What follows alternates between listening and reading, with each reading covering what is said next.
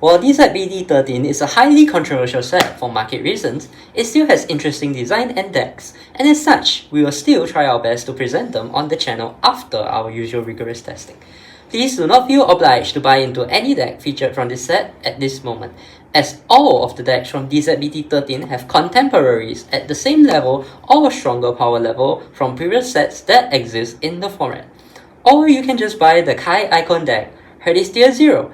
That is the stance the host and all friends of the Armes004 channel stand by. Hello everyone, Yuki here, friend of the channel, and welcome to DZBT13 Parallactic Clash.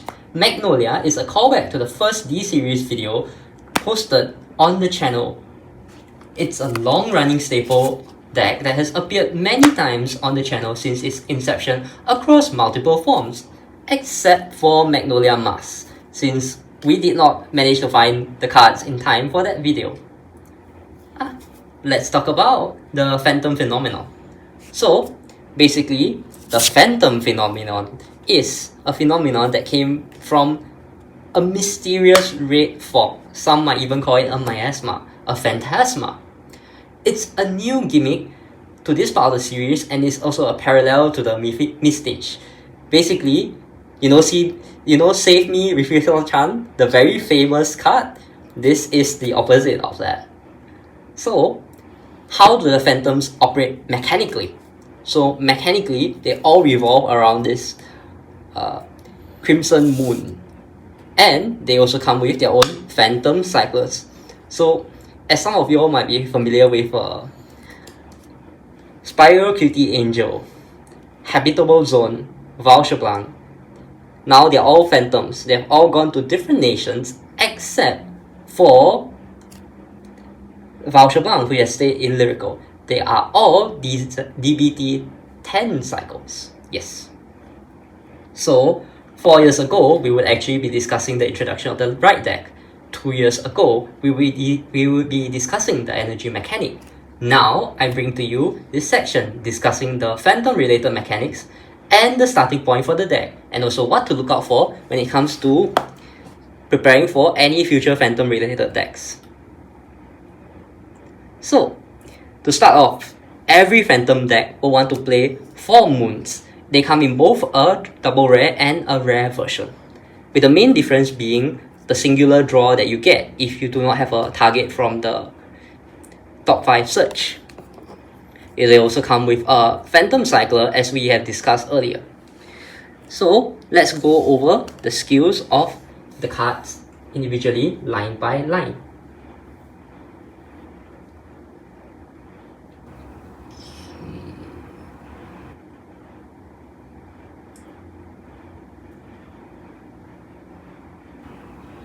So, Crimson Moonlight.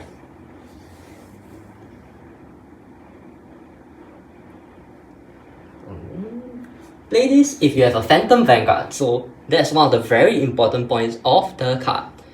It requires you to actually run a whole Phantom right line, and there actually isn't much room for you to experiment with Phantom right lines for the moment, since you only got 1 per nation at most. But I think as time progresses, you might actually get more and more Phantom right lines to play around. And hopefully that allows for a very creative deck building space when it comes to the right deck. So, look at the top 5 cards of your deck, choose up to 1 card from among them and review it. If you did not review a card, shuffle the deck and draw a card. This extra clause for drawing a card only applies to the double rare version of the moon. If you reviewed a card, perform one of the following and shuffle the deck. If the reviewed card is a unique card with grade less than or equals to your Vanguard grade, call it to Rearguard Circle. So it's basically a very simple net 0 for a unique card from the top 5 cards of your deck. If the revealed card is a Crimson Moon card, put it into your hand. So, from the idea of this card, it allows you to really filter through your deck quickly, but do take note that it cannot help you find normal orders, blitz orders, or anything other than unique cards or Crimson Moonlight or Crimson Moon cards, basically. So do keep that in mind. Its continuous skill is that this card cannot be bound other than for the cost of your Phantom skill ability. So even if you were to go and bind it through some attempt to bind it through some other means, it would just not be able to be used as cost. So please do keep that in mind. Continuous in the bind zone, this card cannot be chosen or moved to other zones by player card abilities, either player's card abilities. So even a card like, say, Portia, since we are talking about Lyrical Monasterio, cannot actually be used to remove this card from the bind zone to continue looping it. So do keep that in mind. Last but not least, it has an X skill in the damage zone. Put this card into drop and put the top card of your deck in the damage zone. Gone are the days where you just brick with your mask deck and actually just lose the game because you can't mask up. So this actually is one of the huge improvements in terms of the Phantom mechanic over the previous mask mechanic. Downside being now you actually need to run a lot more of the same piece, but hey, that's also a plus depending on how you look at it. So now let's talk a bit about the cycler. So, Freezing Cold Wish Valsaplan. So compared to her compatriot, which allows you to discard her for cost of the right deck, so +1 to draw 1, what she does is when this card is discarded from your hand while riding from the right deck, yes, it specifies that you have to ride from the right deck. If you have a Phantom Vanguard, so it checks the activation at the point of the discard. So your starter must also be a Phantom. Cost: Soul Blast 1 or Energy Blast 3. Search your deck for up to 1 Crimson Moon card, review it and put it to your hand and shuffle the deck. This allows you to really easily set up Crimson Moon cards, which are key to the strategy of the deck. It also means that you should use a resource that is less contested in this deck. For example, for Magnolia, as you will see later on, we have a lot of Soul Blast and not a lot of ways to generate Soul. So for this cost, you would actually prefer to use Energy Blast 3, failing which you would just opt to not use this card at all because you need to conserve your resources for your important costs. Its second skill is when it's put from Guardian Circle on hand, if you have a Phantom Vanguard, Soul Blast 1 or Counter Blast 1 or Energy Blast 3 and draw a card. So basically, this reminds you of a very, very famous cycler card, the Gun Cyclist. If you are a die-hard Lyrical fan, of course, Pressure comes to mind. So this is a 2-in-1 card, it's really strong. And whether you're considering playing Lyrical Magnolia or anything Phantom related in Lyrical, you should definitely have this card on hand. Let's now finally move on to the right line after talking so much about the Phantom mechanic. We have LettiaMateS Lotte, LettiaMateS Cherries, LettiaMateS Lettuce, and finally LettiaMateS Magnolia Phantom. Some very familiar faces to some of you viewers, especially those of you who have been with us for a very long time. So, okay, so let's have a look. LettiaMateS Lotte is your basic starter. When it's rolled upon, if you went second, draw 1. Here you can see Lotte in its Sylvan Horned Beast form. What happened? We don't know. Okay, so let's move on to the next card, LettiaMateS Cherries. So her first skill is when this unit is rolled upon by LettiaMateS Lettuce. Look at the top 7 cards of your deck. You may either mill a LettiaMateS unit card or a normal order. One of each. Wait, is it one of each? One of each. And you may discard them and shuffle the deck. So this really sets up your drop zone, and you will want to ideally discard targets like Simeon, Tanu, or Mates with You, which we will discuss later in the video.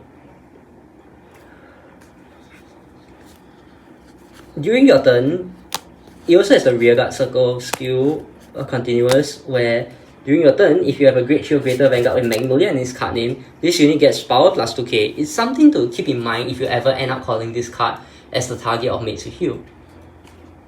Now, Let's move on to the next unit, LettiaMateS Lattice. When this unit is rolled upon by a grade 3 unit with Magnolia in its card name, choose up to one grade 2 or less unit card with LettiaMateS in its card name from your drop and call it to rearguard circle. If you did not call a card, call this card to rearguard circle and so charge 1.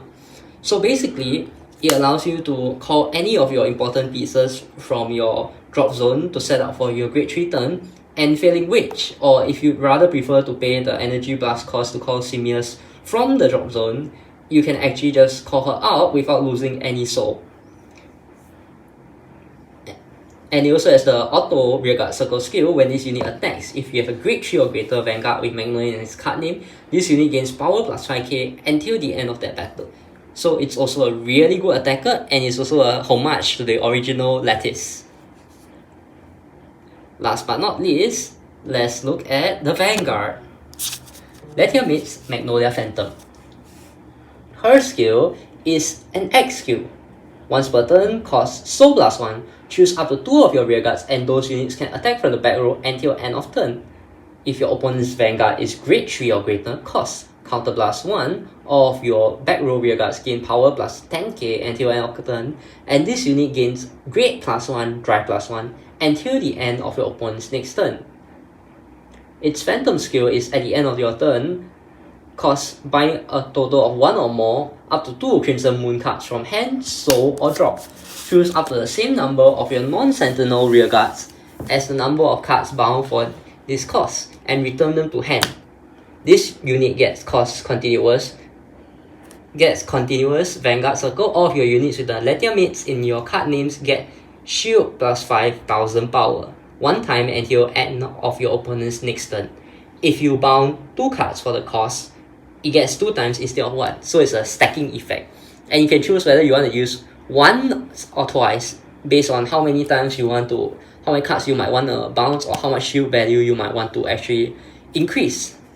Or if you have other means to bounce, you might also not opt to not use this skill entirely, as we will see later on in this deck profile. Wow, I'm saying a lot of see later on. So let's wrap up the right deck discussion a bit. Hold on, I'm missing something. Right. Okay, let's talk about our rearguards. Alright, our grade 3s. For grade 3s, we are playing our personal right copies, 3 of them, right that copy, and 2 of Wild Bridger, and that's it. As many of the long-time channel viewers might know, Magnolia is historically a very grade 2 heavy deck.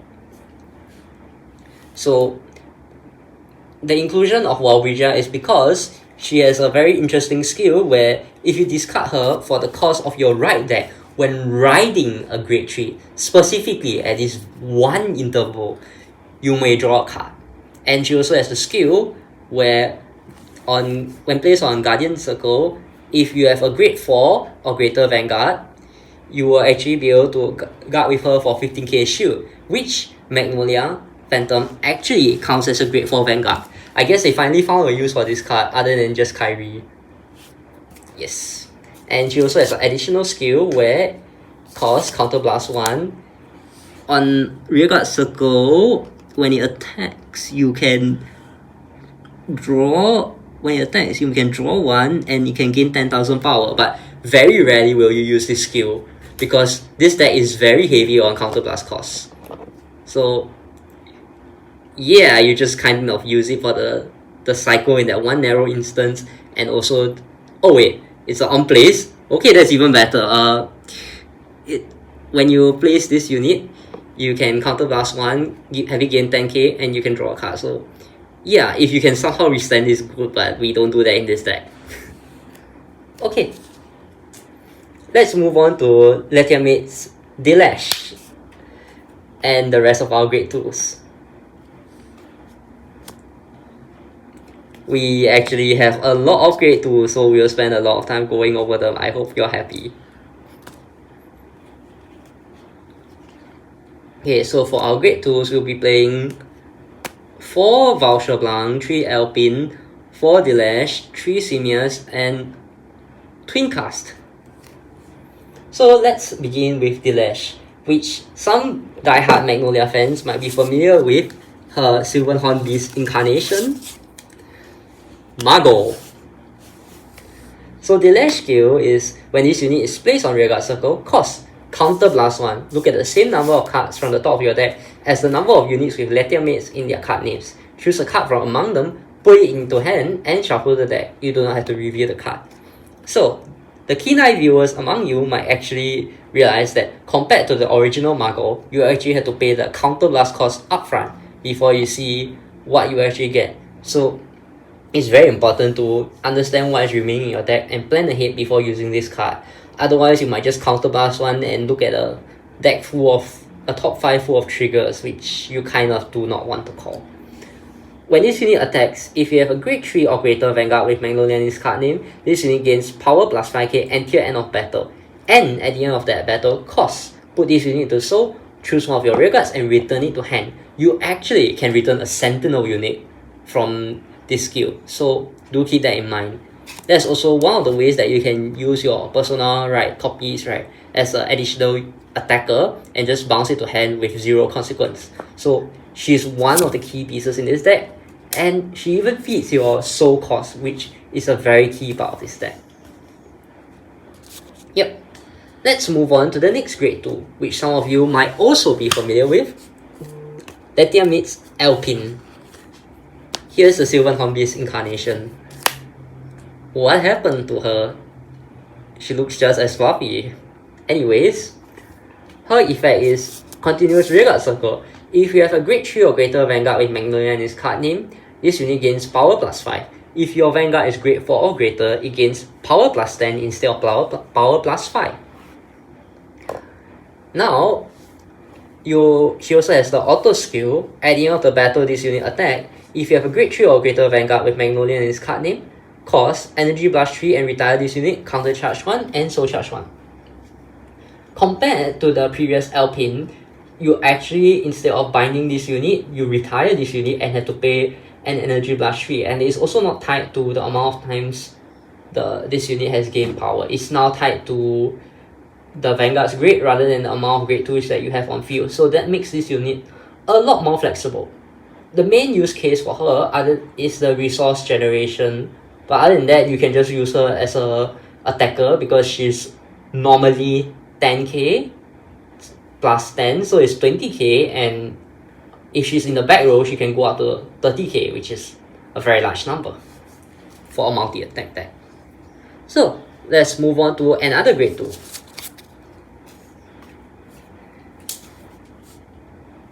This is Voucher Blount, as we have discussed earlier. We shall now move on to our other grade 2 cards. This is the famous Regali's Fist Twin cards, which is a Blitz order. Your Vanguard gains 10k, that's it.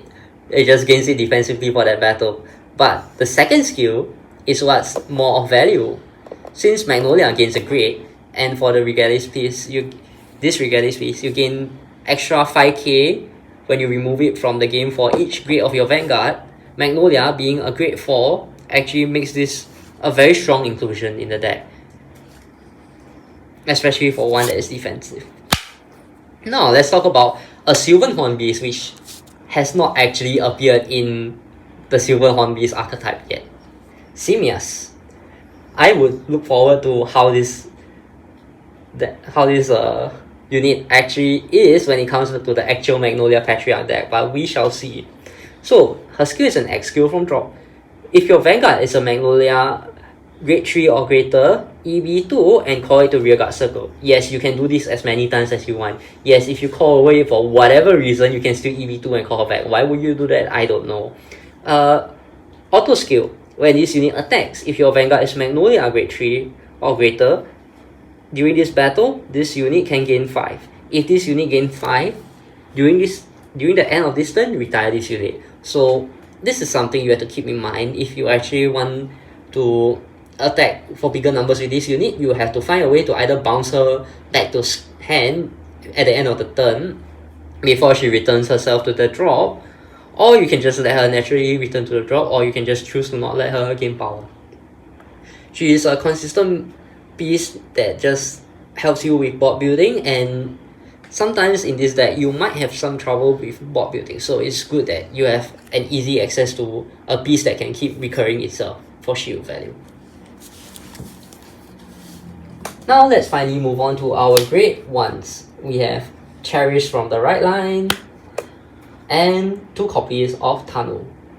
So Tanu has a skill from the drop.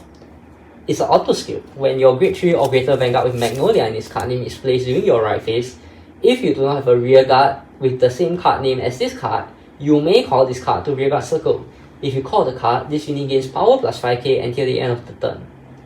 Continuous skill on rearguard circle. If you have a grade 3 or greater Vanguard with Magnolia in its card name, this unit gets intercept and can intercept from the back row. So this is a very strong piece with free value, and she can also just give you extra shield guard value without actually needing to use a Delash or Magnolia's Phantom skill to bounce her back to the hand. So she's actually a really good card for the defensive part of the deck, but you have to remember that, you know, she can only call herself, right, if there's already one copy. If there's not, you can only call her if there's no copies of her on the field, so do keep that in mind. Yeah. Okay, last but not least, then we have our Crimson Moonlight cards and Perfect Guards. So for our Perfect Guards, we are actually playing the Crest copy of Elementaria Sanctitude because we cannot play the grade 4 copy of the anti-grade 4 Sanctitude due to Magnolia gaining an extra grade, so do keep that in mind. Please do actually carry around a Sanctitude. There are many decks that actually will check if you have a Sanctitude, and one of the very famous decks in this meta is Alpha Phantom. Yes, you do not want to be on the receiving end of this. Yes, Ghost PG, Felty Rosa support. So spooky. Wait, didn't they already get a Ghost PG earlier? Okay, yeah, let's move on. And for our grade 0s, we have Lotte and we have Mates with You.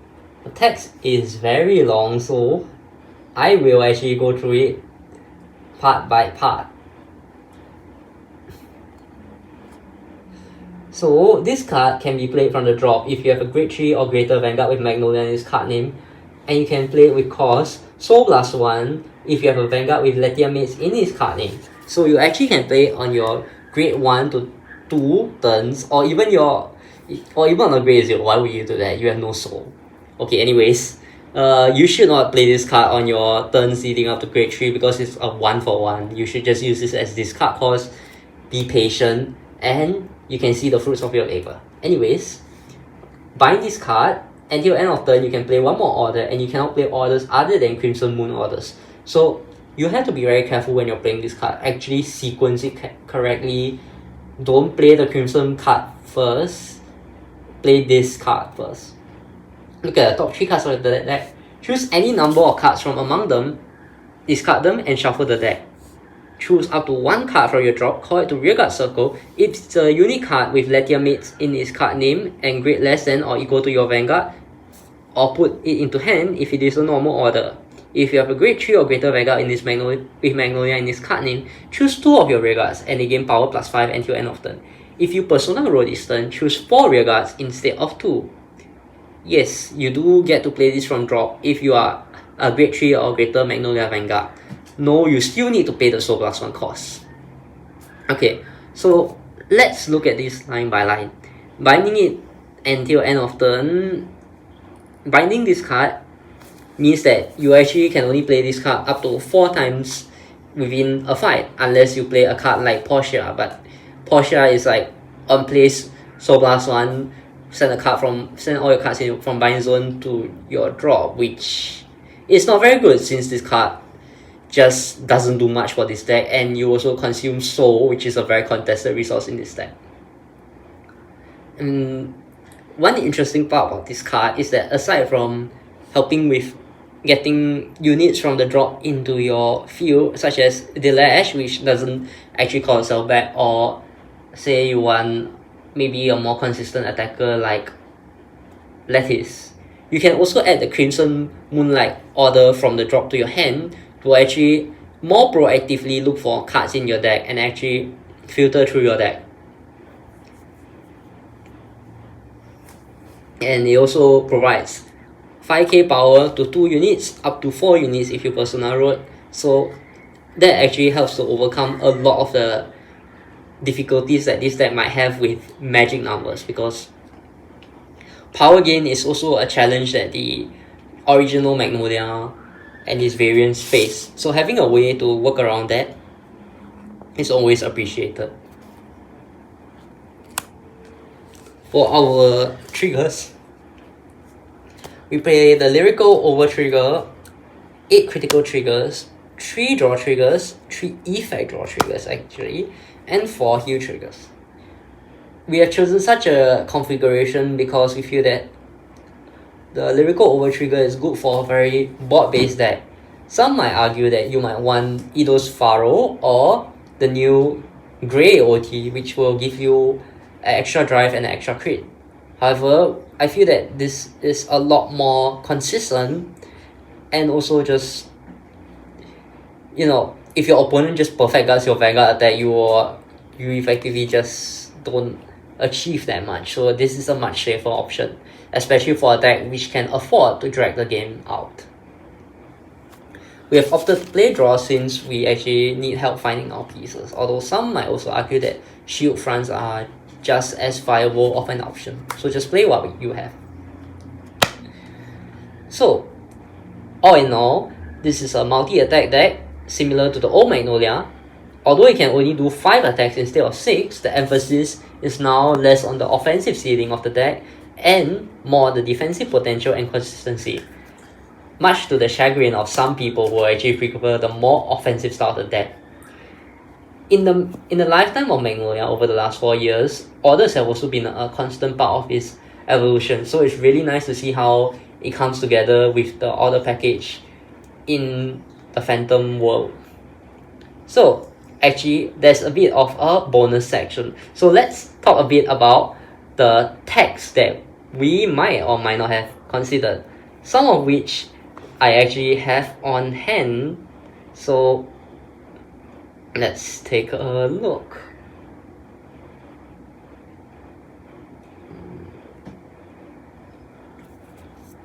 Okay, so to start off, we actually have Voucher Blanc as our so-called default option, and is what we have opted to go with here. Another card that you actually can play is LDO. So although she is a lot more of a win more card, she actually helps fuel soul for the deck and actually cycle straw. So that's one way you can play the deck if you find yourself lacking soul or having a lot of difficulty with draw, but you have to understand that she's a win more card.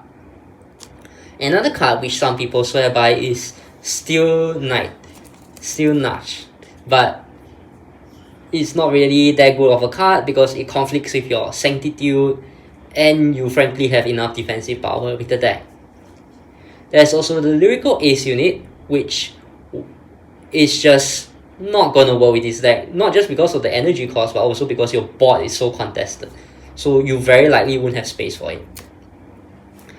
There's another card which is Audacious Princess Kakomi, which is used as part of a very gimmicky combo with Wallbridger to bounce Wallbridger and gain extra shield value, but we feel that since that also eats up board space, it's too gimmicky. We are frankly not interested in that. There's also a very huge meme card which is a Clarissa support. When your Vanguard attacks hits, stand this unit. We are not playing this card for very obvious reasons. Front set, board space. That is another reason why we are not playing front set. There's also a card which has been very popular in some Twitter circles where this unit boosts a rearguard. If you persona roll this turn, counter blast 1 and soul blast 1, choose one of your vanguards and it gains all of your rearguards gain 5000 power at the end of the turn. At the end of this battle, put this unit at the bottom of the deck. This is actually a pretty bad card in terms of how resource contested Magnolia is, so we have opted not to play it despite the strong power that it might act as a finisher, as some people might like to say. Let's address the elephant in the room. Why are we not playing Shreja? So, initially when you're reading Shreja, you might be thinking, oh, this deck plays orders, this deck wants units. Isn't Shreja the answer to all of your problems? No, actually, because she uses resources such as Soul Blast and Counter Blast, which are both resources that are used by the Vanguard and multiple of our rears. So, frankly speaking, unless this deck gains much more resources in terms of, I don't know, more Alpines, or just cards that are able to do the same things for less cost, right? Very likely we don't have the space to include Shreja. There's also the order dumpers, as I like to call them, Justina, Orpha. In the case of Lyrical, we also have the alternate option of Jennifer. We will just not play those cards because, frankly speaking, you have enough search for orders, and you should always play with orders in mind. Don't crush on cards, right, that will actually allow you to play poorly. Yes. And when it comes to Regalis speeds, right, some people might say, oh, play Fire Regalis, but we have actually chosen to play Twin Cast instead because more shield value is more necessary than whatever Fire Regalis offers in terms of a once per game filter. Okay, I think that concludes this video. I hope you have enjoyed my impromptu session on the text that this deck can actually include. Happy building and have fun with your 5 attacks. Thank you.